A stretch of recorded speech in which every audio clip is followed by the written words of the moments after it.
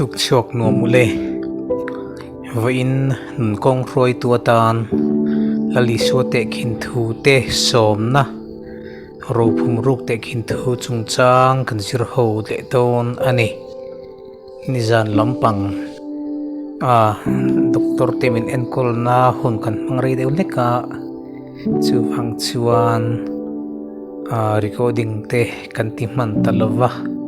itukina kanan ti chop taringot mai ani ngai the thin tu ten mi hret thiam na ka nge na ni mathai bung som le pathum chang som li pali thu hi longai khale masaila van ram chu lavaro phum ruk angani chu min amua athuk ruwa aloma wangin ane zong chu avarhala chu lo chu aleita lalpana thumal somro se amen setana hian khovel thil kan mamo le kan it zong mangte kan ti sain achak zong le khlim na siam chop ri lo te bak tai chung si lo mangte hianin kan nun hi minti chiata minti nok sak hi tum na se em thina chu ni tina setana na ani atok taratan hianin rupi na lemte hlim na lemte in chir le mai na tur in chir na hring tu nom na lemte mi hring sa hok na le zau thau na ril ru chok tho zong in thiltam tak kan ma hianin khung thina ring tu tan po han it om em chang te chil ti put zonga thil han lan tir te hi athiam em maya mi hring te tho kan nia wangin kan mangang ve phat thina ni nima sela hetiang huna tak hian van ram thlak lel na le ngai hlut na atlaniam do yang ti hi a hlo om thina heng te hiring tu te chu kan film khurna hun tur tak ani ti tukina hian kan riat le apoi mo en ka ri ani he Tehkhin thu kan chir tak chang kha thu le ka hianin thro pui tak kan hu he Tehkhin thu a hian lavaro phum ruk mi pakhatin a mu fu chu ane nge theina tur chuan ane zong khala chu lo chu a lenga yani ti chuan ro chu van ram soina ni van ram chu lavaro phum ruk angani tia lalisona sui hian a sui fi ngal mai ani ti chuan chu mi na mu fu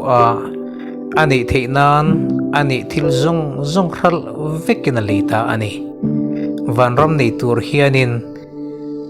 chutia ka du ve han ti ngot chi po alo ni lawa khovel thil zong chan vek angai ma sa thina ni ole he Tehkhin thu hianin tarlana tumper chu van ram aya hlu hi mi hring te tan hianin alo om tak lo ti hiani chu mo sie te khanin an lo hu fu to ai kup taram ro puina te ain chung lam chu an chan tu rata na athazo kani ti an riat na wangin khovel ro puina le lal thu thleng te le nom sak na te kalsanin chu ai chuan relo te chu sul nom na hlimpui ai chuan pathian mi te hna khovela ti du da tur kha athanom zok ti kha an ria ani achan chu he Tehkhin thuang hian lawaro phum ru ka kha ani zong ai na hlu zok ti riat na wangin ani nge theina turin ani zong khralin chu lo chu he Tehkhin thu kan huang hian a leita ani hi ani poimo chu ni van ram nei tur hian to obtain the kingdom of heaven khovel thil chan masakangaya lal ni ronga bol theglo kan ti ang chi in lal ni aji theilowa pakhat zok kan zui chuan pakhat zok kan hlathin ti sale tharau chu akal dun tak thelo chu wangin van ram zong tu ini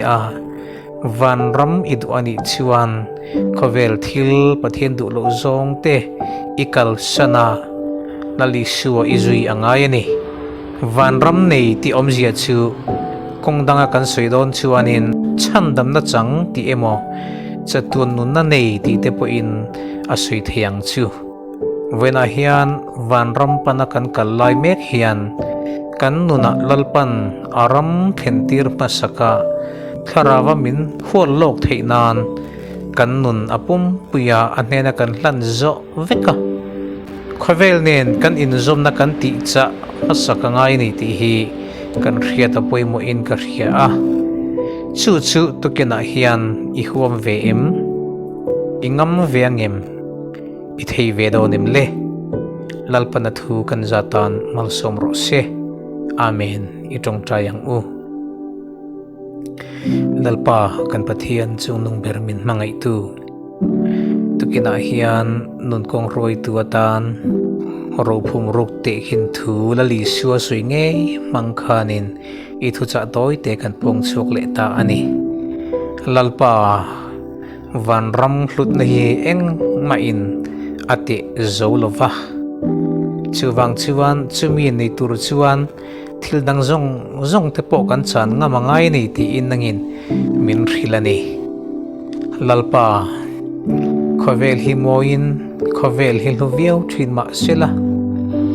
kan nom sak na turte kan hlim na turte